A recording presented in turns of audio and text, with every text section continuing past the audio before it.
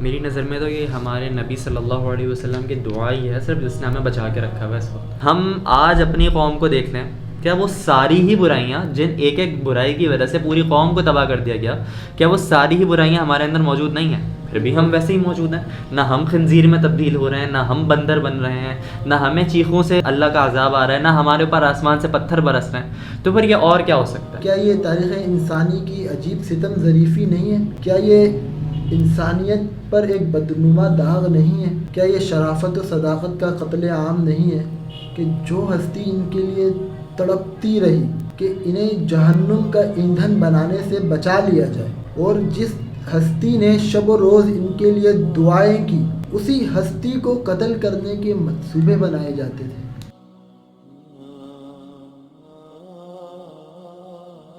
اچھا عدیل بھائی، ہم نے اللہ کے نبی کی سیرت کے اوپر بات کر لی، اللہ کے نبی کی صورت کے اوپر بات کر لی، حلیہ مبارک کے اوپر، ایک ادنا سے ادنا مسلمان یا ہمارے دلوں میں اللہ کے نبی کی محبت کے بارے میں بات کر لی۔ اب آخر وہ خصوصیات کیا ہیں کہ جن کی وجہ سے اللہ کے نبی اتنے ممتاز ہیں، سب سے بڑا مرتبہ رکھتے ہیں اس دنیا کے اندر؟ آخر وہ خصوصیات کیا ہیں؟ دیکھیں، آپ صلی اللہ علیہ وسلم کی حدیث مبارکہ ہے، فضلت علی الانبیاء بست اعطیت جوامع الکلم ونصرت بالرعب واحلت لی الغنائم وجعلت لی الارض طہورا ومسجدا وارسلت الی الخلق کافۃ وختم به النبیون۔ کہ سب سے پہلے اعطیت جوامع الکلم، کہ مجھے جوامع کلم عطا کیا گیا۔ اس سے کیا مطلب ہے؟ اس کا کیا مراد ہے جوامع الکلم کا؟ اس کی تعریف خود آپ صلی اللہ علیہ وسلم نے کی کہ خیر الکلامی ما قل و دل، کہ بہترین کلام وہ ہے جو مختصر ہو اور پر اثر ہو۔ مختصر مگر ہاں، یہ ہمارے اساتذہ کہتے تھے کہ جو ہے اگر آپ عبارت یا کچھ لکھ کر لائیں تو وہ مختصر اور پر اثر ہو۔ تو اس کے ساتھ آپ صلی اللہ علیہ وسلم کے پاس قرآن پاک جیسی ایک عظیم کتاب تھی، جس کے جو واقعات ہیں 1400 سال سے لے کر اب تک چلے آ رہے ہیں۔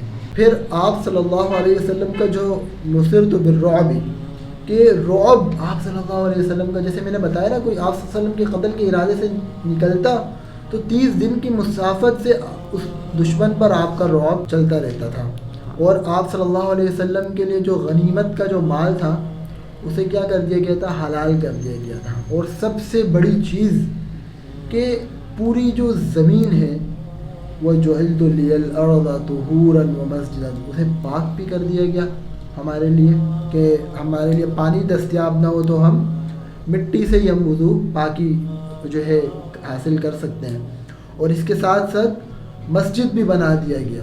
ورنہ دوسرے جو انبیاء تھے ان کی قوموں کے لیے کیا تھا، یہ شاید کسی کو نہ پتہ ہو، ان کو ان کی عبادت گاہوں میں ہی عبادت کرنے کے لیے اجازت تھی، لیکن امت محمدیہ کی یہ خصوصیت ہے، ہمارے لیے تمام زمین کو ہی مسجد بنا دیا گیا۔ پھر آپ صلی اللہ علیہ وسلم کی جو ذات ہے، جو آپ صلی اللہ علیہ وسلم کی شخصیت ہے، آپ دیکھیں جتنے انبیاء کو بھیجا گیا ان کو ان کی قوم کی طرف بھیجا گیا۔ وہ فرماتے تھے کہ اے میری قوم، جتنے بھی انبیاء کو ہم دیکھیں، لیکن ہمارے پیارے نبی صلی اللہ علیہ وسلم فرماتے تھے یا ایھا الناس، اے لوگو، انی رسول اللہ الیکم جمیعا، کہ میں تم سب کی طرف جو ہے رسول بنا کر بھیجا گیا ہوں۔ ایک اور ہی بات ہے کہ اللہ تعالیٰ نے خود قرآن پاک میں جہاں نبی صلی اللہ علیہ وسلم کو مخاطب فرمایا، کیا خوبصورت انداز سے مخاطب فرمایا، یا ایھا المزمل، یا ایھا المدثر، یا ایھا النبی، یا ایھا الرسول۔ کس خوبصورت انداز سے اللہ تعالیٰ نے اپنے نبی کو اپنے ہی قرآن کے اندر مخاطب فرمایا، سبحان اللہ۔ بے شک، دیکھیں یہ تو یہی آپ صلی اللہ علیہ وسلم کا رحمت للعالمین ہونا ہے نا، کہ آپ تمام لوگوں کے لیے ہدایت بنا کر بھیجے گئے۔ پھر سب سے بڑی اور جو ہمارا ٹاپک بھی ہے کہ آپ صلی اللہ علیہ وسلم خاتم النبیین بنا کر بھیجے گئے، آپ کے بعد کوئی نبی نہیں آئے گا۔ جس طرح اللہ تعالیٰ پر ایمان رکھنا، اللہ تعالیٰ کے ساتھ کسی کو شریک کرنا، اس سے ایمان زائل ہو جاتا ہے، اس طریقے سے آپ صلی اللہ علیہ وسلم کی ختم نبوت میں آپ کے ساتھ کسی کو شریک کرنے سے بھی انسان ایمان سے محروم ہو جاتا ہے۔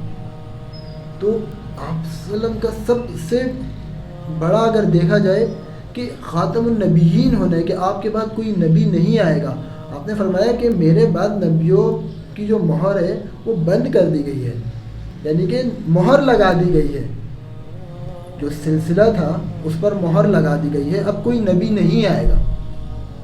تو اسی بارے میں انشاءاللہ ہم آگے بھی ڈسکس کریں گے اور اس کو ایک تفصیل سے لے کر چلیں گے کہ کس طریقے سے پھر لوگ آئے اور آپ صلی اللہ علیہ وسلم کی جو ختم نبوت ہے اس پر ڈاکہ ڈالنے کی کوشش ہی کر سکتے ہیں۔ تو پھر ان کا پھر عبرت ناک انجام کیا ہوا اور آج تک ہوتا چلا آ رہا ہے۔ ہم دیکھتے ہیں کہ کوئی اس طریقے سے بات کرتا ہے تو وہ پھر کوئی اس کو قتل کر دیتا ہے، کوئی اس کو جہنم حاصل کر دیتا ہے۔ تو آج تک یہ عبرت کا نشان بنتے چلے آ رہے ہیں۔ تو ہماری کوشش یہی ہے کہ ہم لوگوں تک اس چیز کی اویئرنیس دیں۔ اویئرنیس کی دیکھیں بہت کمی ہے۔ اب آپ کو بہت سارے لوگ ہیں جو آ کر اس بارے میں گمراہ کر سکتے ہیں کہ اس طریقے سے ہے، اس طریقے سے، کیونکہ آپ جانتے نہیں ہیں نا، کیونکہ آپ کے پاس علم نہیں ہے قرآن کا علم۔ ہمارے جو لوگ ہیں پاکستان میں تو چلو ایک فضا قائم ہے کہ تبلیغ کی محنت ہو رہی ہے، مساجد میں تھوڑی بہت محنت ہو رہی ہے، تو ہمارے جو ذہنوں سے جو ہے کچھ نہ کچھ جو ہے احادیث، کچھ نہ کچھ آیات، کچھ نہ کچھ بات جو ہے وہ ہمارے ذہنوں سے گزر جاتی ہے۔ تو الحمدللہ ہم کو تھوڑی بہت اویئرنیس ہوتی ہے، لیکن باہر کے جو لوگ ہیں جو مسلمان ہیں ان میں اس چیز کا اتنا وہ نہیں ہے، وہاں پر فقدان پایا جاتا ہے۔ تو یہ ہمیں اللہ تعالیٰ کا لاکھ لاکھ شکر ادا کرنا چاہیے۔ ایک تو ہم پاکستان میں ہیں، دوسرا ہم اس فضا کے اندر ہیں۔ اچھا، اللہ کے نبی کی خصوصیات کے اوپر بھی بات ہو گئی کہ یہ وہ ہستی ہیں جن کے لیے تمام کائنات بنائی گئی۔ اللہ کے نبی کی سیرت کے بارے میں بات ہو گئی کہ وما ارسلناک الا رحمۃ للعالمین۔ اللہ کے نبی کی صورت کے بارے میں بات ہو گئی کہ ان سے زیادہ خوبصورت آج تک نہ دھرتی نے دیکھا ہے نہ کبھی دیکھے گی۔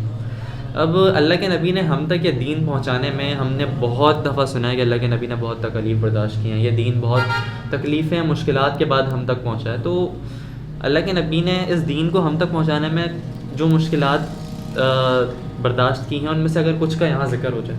میں صرف اس پر اتنی سی ہی بات کروں گا کہ کیا یہ تاریخ انسانی کی عجیب ستم ظریفی نہیں ہے؟ کیا یہ انسانیت پر ایک بدنما داغ نہیں ہے؟ کیا یہ شرافت و صداقت کا قتل عام نہیں ہے کہ جو ہستی ان کے لیے تڑپتی رہی کہ انہیں جہنم کا ایندھن بنانے سے بچا لیا جائے، اور جس ہستی نے شب و روز ان کے لیے دعائیں کی، اسی ہستی کو قتل کرنے کے منصوبے بنائے جاتے تھے؟ تو عالم کے والی جن کے لیے سارے عالم کو سجایا گیا، جس نبی نے عورتوں کو سماج میں عزت و مقام بخشا، انہی عورتوں میں سے ایک عورت نے آپ صلی اللہ علیہ وسلم کو زہر دے کر اپنے بدبختانہ ہونے کا ثبوت دیا۔ آپ صلی اللہ علیہ وسلم نے پھر بھی ان کے لیے دعائیں کی، ہدایت کی۔ آپ صلی اللہ علیہ وسلم نے یہ ساری تکلیفیں، یہ پریشانیاں، یہ مصائب اس لیے نہیں سہے کہ انہیں کوئی منصب، کوئی دولت، کوئی عہدہ انہیں درکار تھا، بلکہ اس لیے کہ میری امت کا ایک ایک فرد جو ہے وہ جہنم کا ایندھن بننے سے بچ جائے۔ اور یہ دیکھیں میری نظر میں تو یہ ہمارے نبی صلی اللہ علیہ وسلم کی دعا ہی ہے صرف جس نے ہمیں بچا کے رکھا ہوا ہے اس وقت، ورنہ آج سے پہلے قرآن پاک میں ہم نے جتنے واقعات پڑھے، کوئی قوم لواطت کی وجہ سے فنا کر دی گئی، کوئی قوم جو ہے ناپ تول میں کمی کی وجہ سے فنا کر دی گئی، کوئی قوم قتل و غارت کی وجہ سے اور زیادتیاں کرنے کی وجہ سے فنا کر دی گئی، کوئی قوم غرور و تکبر کی وجہ سے فنا کر دی گئی۔ ہم آج اپنی قوم کو دیکھ لیں، کیا وہ ساری ہی برائیاں جن ایک ایک برائی کی وجہ سے پوری قوم کو تباہ کر دیا گیا، کیا وہ ساری ہی برائیاں ہمارے اندر موجود نہیں ہیں؟ پھر بھی ہم ویسے ہی موجود ہیں، نہ ہم خنزیر میں تبدیل ہو رہے ہیں، نہ ہم بندر بن رہے ہیں، نہ ہمیں چیخوں سے اللہ کا عذاب آ رہا ہے، نہ ہمارے اوپر آسمان سے پتھر برس رہے ہیں۔ تو پھر یہ اور کیا ہو سکتا ہے؟ بے شک اللہ کے نبی کو رحمت ہی بنا کر بھیجا گیا ہے ہمارے اوپر۔ بالکل۔ اور جو لوگوں نے ہمارے نبی صلی اللہ علیہ وسلم کے پر جو ظلم کیے، اسے بیان کرنا تو دیکھیں اسے بیان کیا ہی نہیں جا سکتا نا، کہ ایک ہمارے جو والدین ہیں اگر ان پر کوئی ظلم کرے تو ہمیں اگر دیکھا نہ ہو، سنا بھی ہو، اگر کوئی کچھ کہہ دے کہ میرے والدین کے بارے میں ایسی کیا بات کر دی، ہم اس کی ایسی کی تیسی کر دیں گے، ہم نہیں دیکھیں گے آگے پیچھے کہ کیا ہو رہا ہے۔ تو رسول اللہ صلی اللہ علیہ وسلم نے جو مسائل، مشکلات، یہ سب تکالیف برداشت کی، تو کیا اس پیغمبر کا اتنا بھی حق نہیں ہے کہ آج جب ہالینڈ میں اور فرانس میں اس کے گستاخانہ خاکے بنائے جاتے ہیں تو ہم اس کے اگینسٹ جو ہے کوئی ایکشن نہ لیں؟ کیا بات کر دی آپ نے۔ اب اگر گورنمنٹ ہماری دیکھے موسٹ پاورفل اسلامک کنٹری ہونے کے باوجود ہمارے پرائم منسٹر کے یہ الفاظ تھے کہ ہمارے تعلقات خراب ہو جائیں گے. ہم تعلقات خراب نہیں کرنا چاہتے, ہم حوض کوثر سے محروم ہو جائیں, ہم شفاعت سے روز قیامت محروم ہو جائیں, اللہ کے نبی ہمیں پہچاننے سے انکار کر دیں, ہم کیا کریں گے پھر؟ ہم اپنے تعلقات کو کہاں لے کر جائیں گے؟ جہنم میں اپنے تعلقات بڑھائیں گے کیا؟ بالکل یہی ہے کہ ہم پر حق ہے کہ جب بھی آپ صلی اللہ علیہ وسلم کی ختم نبوت پر اور آپ کی ناموس پر جب بھی حملے کیے جائیں تو ہمیں اس کے اگینسٹ, اس کے خلاف ہمیں بڑھ چڑھ کر حصہ لینا چاہیے. ایک جگہ روایت میں آتا ہے کہ اللہ کے نبی سے پوچھا گیا کہ آپ کے اوپر سب سے زیادہ مشکل کا وقت کون سا تھا؟ کیا وہ عام الحزن تھا, وہ غم کا سال جب حضرت ابو طالب کا انتقال ہوا, جب حضرت خدیجہ کا انتقال ہوا؟ کیا وہ آپ کے لیے سب سے زیادہ غم کا وقت تھا یا سب سے زیادہ مشکل آپ نے تب اٹھائی؟ اللہ کے نبی نے فرمایا کہ جو طائف کا وقت تھا نا وہ میرے لیے سب سے مشکل ترین وقت تھا. اور آپ یہ دیکھیں طائف کے موقع پہ اللہ کے نبی نے کیا کیا. بالکل حضرت جبرائیل علیہ السلام جب آئے اور آپ صلی اللہ علیہ وسلم سے عرض کیا کہ آپ صرف حکم دیں کہ میں ان دو پہاڑوں کے درمیان اس سرکش قوم کو جو ہے ملا دوں, ایسا کہ ان کا نام و نشان باقی نہ رہے. لیکن آپ نے پھر بھی جو ہے مطلب کیا ظرف تھا میرے نبی کا کہ آپ صلی اللہ علیہ وسلم نے فرمایا نہیں, کیا پتہ کل کو یہ ہدایت کیا پتہ یہ ایمان لے آئے. تو ہمیں نبی نے یہاں تک اپنی امت کی جو ہے خیر خواہی چاہی, اپنی امت کی اتنی فکر کی. تو بالکل ہمارا بھی آج ایک ہم پر بھی ایک یہ حق ہے کہ جب بھی میرے نبی صلی اللہ علیہ وسلم کی ذات پہ اقدس پر جب بھی کوئی ایسی ناموس پر ان کی کوئی حملہ ہو تو ہمیں اس کے خلاف آواز اٹھانی چاہیے. اور یہ پوڈ کاسٹ کرنا بھی آج کا ہمارا, اور یہ جو سیریز ایک چلے گی یہ بھی اسی لیے ہے کہ ایک مکمل ایک جو ہے اس چیز کے بارے میں لوگوں تک ایک آگاہی پہنچ جائے, ایک آگاہی آ جائے. کافی ہم لوگ جو ہے ذکر سنتے ہیں, تذکرہ سنتے ہیں, اور یہ ہمارے آپس کے محلوں کی بات ہے, ہمارے علاقوں کی بات ہے کہ خاموشی سے بہت سے ایسے کام ہو رہے ہیں جو نہ آپ کو پتہ ہے, جو نہ مجھے پتہ ہے. اس میں ہمارے جو ہے بہن بھائی مسلمان گمراہی کا شکار بھی ہو رہے ہیں, اور کافی ساری ایسی اسٹوریاں ہیں جو انشاءاللہ ہم آگے چل کے آپ سے جو ہے اس ڈسکس بھی کریں گے اور آپ کو بتائیں گے بھی, تاکہ آپ کو علم ہو کہ کیسے جو ہے ورغلا کر اور بہلا پھسلا کر, کیونکہ ہمیں علم نہیں ہے, ہمیں شعور نہیں ہے, اور کیونکہ ہم نے وہ قرآن کریم جو ہے ہم نے اس طریقے سے پڑھا نہیں ہے, ہم نے احادیث مبارکہ اس طریقے سے پڑھی نہیں ہے, تو ہمیں آسانی سے بیوقوف بنا دیا جاتا ہے. تو انشاءاللہ اس مبارک کام میں آپ بھی جو ہے دیکھیں اور اسے بالکل ایک امپورٹنس دے کہ مکمل اس چیز کو ہم لوگ دیکھیں, اور اس چیز کے اوپر ہم لوگ بھی کل کو اگر کوئی اس طرح کوئی کام ہوتا ہے, کوئی آپ کو آپ کے علاقے میں یا آپ کے ایریے میں کوئی اس طریقے کی ایکٹیویٹی ہوتی ہے تو اس پر خوب نظر رکھیں. اور اس کے علاوہ یہ تو دنیاوی بات ہو گئی, ہم قیامت کے دن اللہ کے نبی کے سامنے کھڑے ہو سکیں, اللہ کے نبی کا ہم سامنا کر سکیں, اس وقت ہماری نظریں شرم سے نہ جھکیں. بالکل یہ ایک ختم نبوت کی جو بات ہے انشاءاللہ ڈسکس کریں گے اگلی سیٹنگ میں ہم, کہ یہ ایک ایسی ہے کہ میں کل کو جب میرے نبی کے سامنے جاؤں گا نا تو میں ان سے اگر شفاعت طلب کروں تو یہ ایک ایسی چیز ہو سکتی ہے کہ میں آپ کی جو ہے ختم نبوت کو ڈیفینڈ کیا تھا, میں نے آپ کی ذات میں نے آپ کی ذات کے لیے کام کیا تھا. میں مطلب اپنے روزے رکھ لوں, نماز پڑھ لوں اور جو ہے عبادت کر لوں, بہت ساری چیزیں کر لوں, وہ میری اپنے لیے ہے. میں جنت میں اگر چلا بھی گیا اس پر, اور میرے لوگوں کے ساتھ معاملات کیا تھے, میں نے اپنے نبی کے لیے کیا کیا, میں نے اپنے نبی. تو میں نے یہ جو ختم نبوت کا جو لوگ کام کرتے ہیں اللہ تعالیٰ ان کو جزائے خیر دے, اور اللہ تعالیٰ ان کو جو ہے بس ہم دعا گو ہیں ان کے لیے. کافی سارے آپ دیکھتے ہیں سیمینارز ہوتے ہیں, ورک شاپ ہوتی ہیں, اور سیزنز ایسے جو ہے کروائے جاتے ہیں, سیشنز ہوتے ہیں.